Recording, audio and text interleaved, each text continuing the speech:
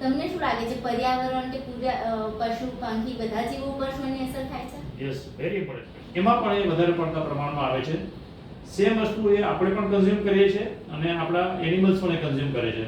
તો અલ્ટિમેટલી એમના બોડીમાં પણ જવાનું, એના થ્રુ મિલ્ક થ્રુ આપણા શરીરમાં ફરીથી આવવાનું, આપણા ખોરાક થ્રુ આપણા શરીરમાં આવવાનું.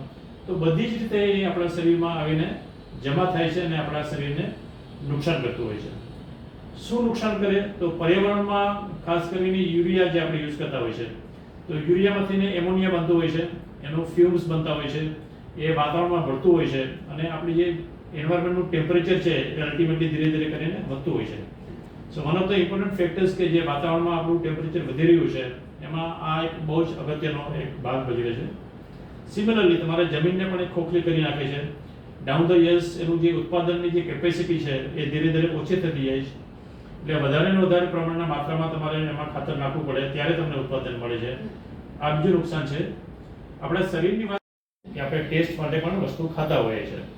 તો હું તમને સિમ્પલ એક્ઝામ્પલ આપું કે જ્યારે હું સ્કૂલમાં ભણતો, રાજકુમાર કોલેજ રાજકોટમાં હું ભણતો, ત્યારના જે પદાર્થો ત્યારનો જે ખોરાક હતો એનો ટેસ્ટ મને હજી પણ યાદ છે.